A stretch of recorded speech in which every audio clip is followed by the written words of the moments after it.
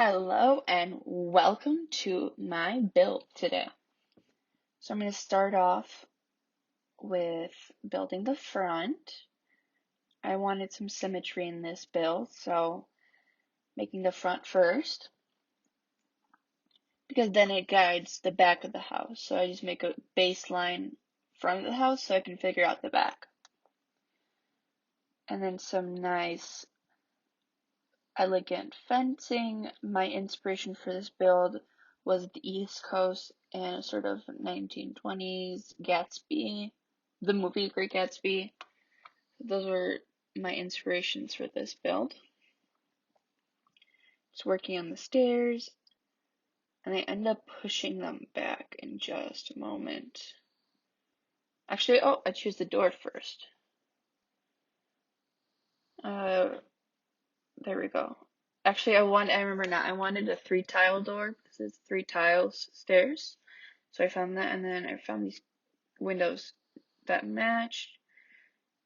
And I think the doors, the windows, and the fencing all go together. So I wanted a really seamless look for the outside.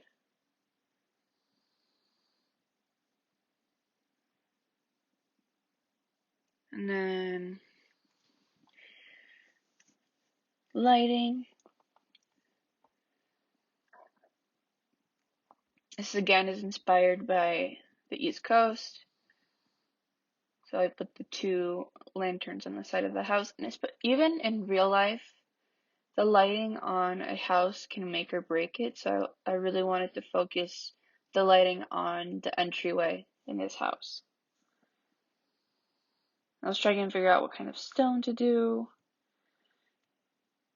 And the stairs wouldn't paint over with the stone that I had picked. So that's why I moved them back and actually ended up looking sort of nice. So I kept that, and I usually keep landscaping for last, but I was just on a roll for the front of the house that I figured, I might as well just finish the landscaping. There's sometimes in this build that I jump around just because I'll get an idea for something and I want to execute it right away. So sometimes I jump around a little bit. And here I was thinking some hedges, and I like the natural ones a little bit better for the front of the house, at least. I think it needed the extra texture to balance out the very sleek lines and the rest of it, the rest of the house. So I put in a more natural hedge and some hydrangeas. I also used some terrain paint to make it a little bit more realistic, because if you look at landscaping in the real world, there's a clear divide usually between grassy and soil for plants like this, and this type of landscaping. So that's why I did that. And then I also add in some rocks.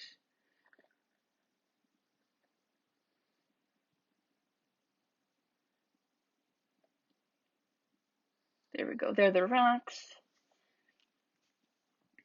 When I was a little kid and playing The Sims, I a lot of times would actually delete the rocks off of houses that I moved Sims into so they would have more money to start out with. And I just never put them back. I think one of my least used items when I was a kid playing The Sims was probably rocks, because I always sold them.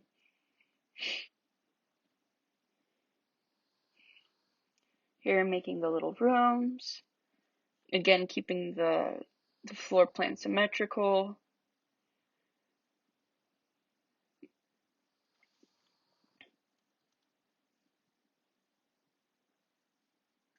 And then here I try to decide for a door, and I end up going for a white one.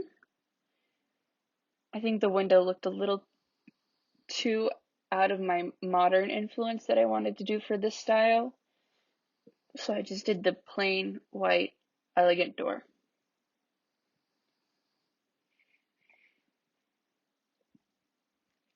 And then I bumped out the kitchen. I had to decide at this point that the kitchen was going to be in the back and the dining room was going to be in the front. And this is a large home for this is going to be the second home for my 100 baby challenge. So I really wanted a big kitchen because all Sims need to eat. And I wanted there not to be enough, they wanted enough room for all of them.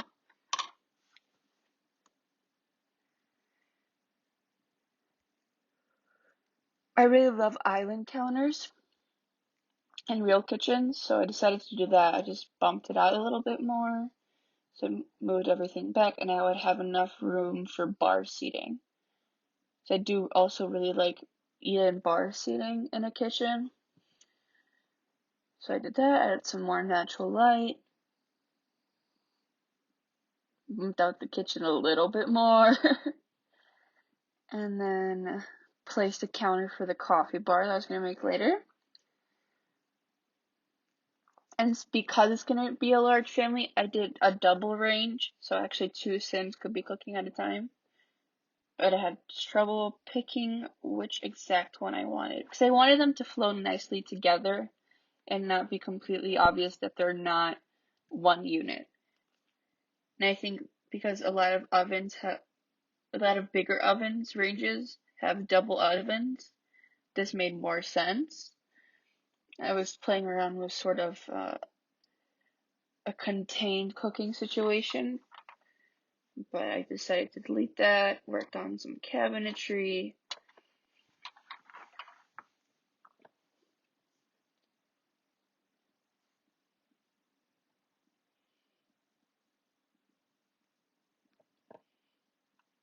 Some appliances.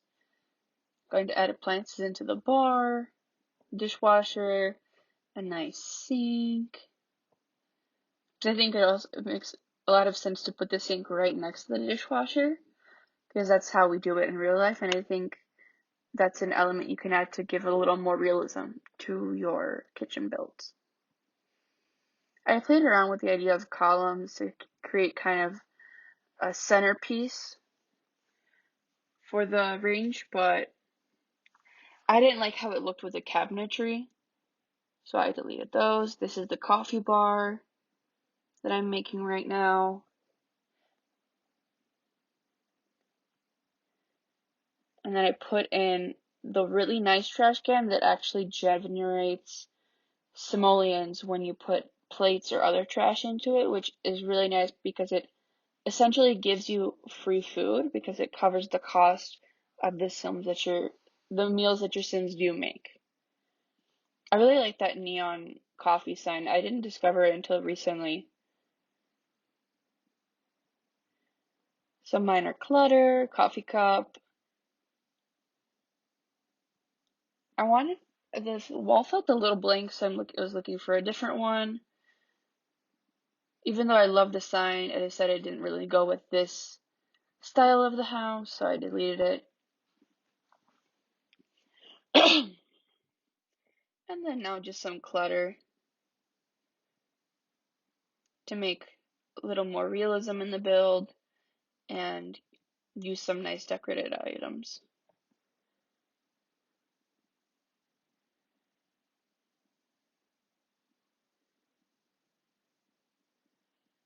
My inspiration for this kitchen was really just a kitchen you would see in a home magazine.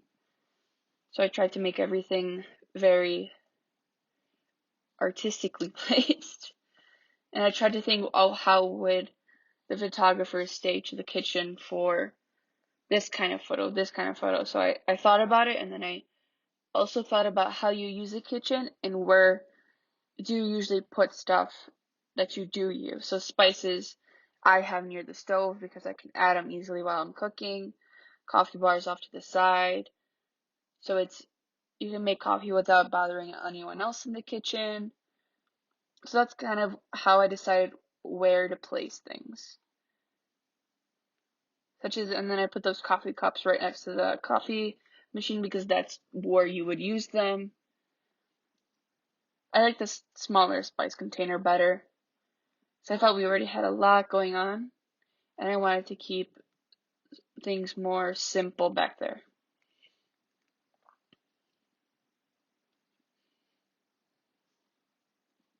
And then lighting. I need to download some more lighting. I think I don't have enough custom content lighting. So I always have trouble finding something that I want.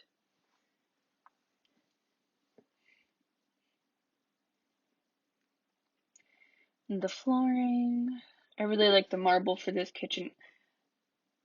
For my dream house, I really want something similar as the white uh, marble countertops, and maybe like a gray or a nice other color bottom, something light, stainless steel. So some of my elements in a dream kitchen I actually put into this kitchen.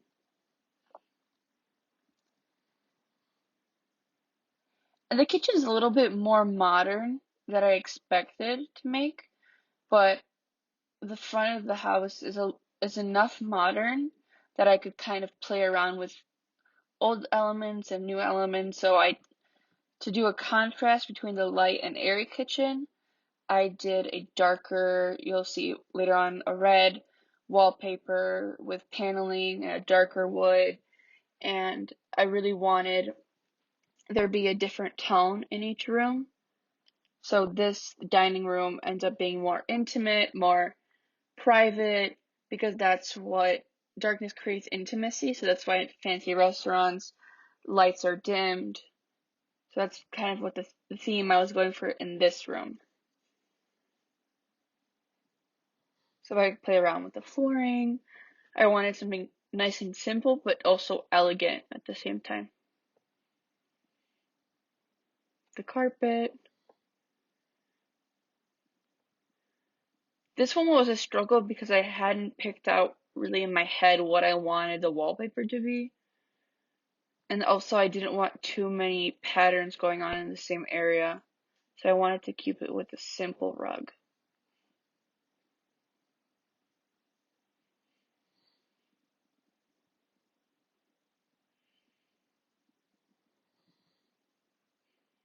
And then this is the first thing that's close to what I do. And then I try some other colors.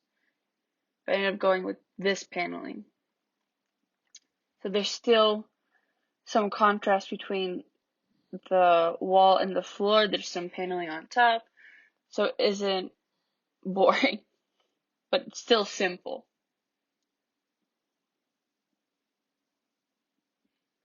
Sizing up plants, decorative plants, is actually a really good idea if you're building a larger house,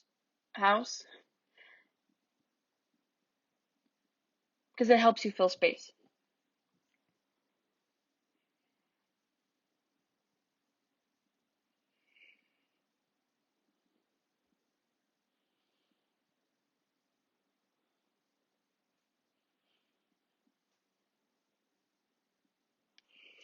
It took me a while to figure out what flowers I wanted. I think I keep these. I guess I do. So this back room is actually going to be the room for the toddlers in this challenge. And I wanted to keep it on the downstairs level so it would be easy access to the kitchen and they could have their own toddler bathroom. So I pick out a bed. This bed is actually in the house that the challenge is using right now, and I like it, so I put it in there.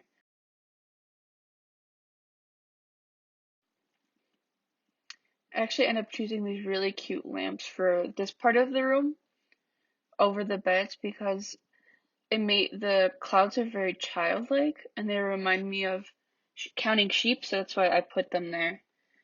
They should be coming up soon. Oh, I decided the floor first. And then lights. Decorative items. There we go, I found them. So if the toddlers have trouble sleeping, they can count the clouds. 1, 2.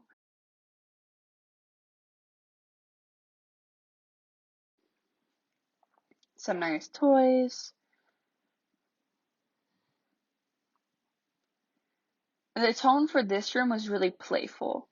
So I wanted a bunch of colors to stimulate imagination and just make it child friendly.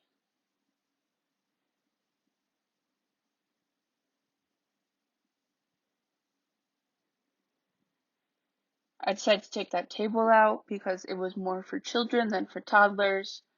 So I'll put it in a different room in the house once I have teenagers and children.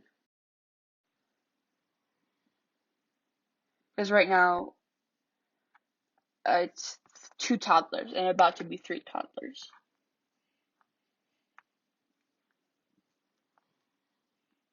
That chair actually looks really comfortable, the white one.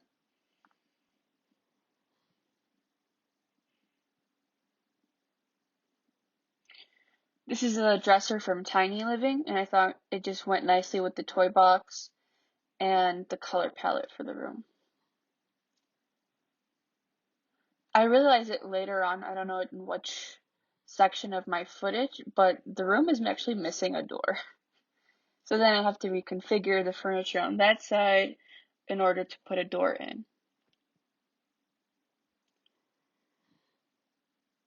And I think I end up keeping that plant too. And then one of the most important things, the little potties. Okay, thank you for watching this part of the build. Please like and subscribe.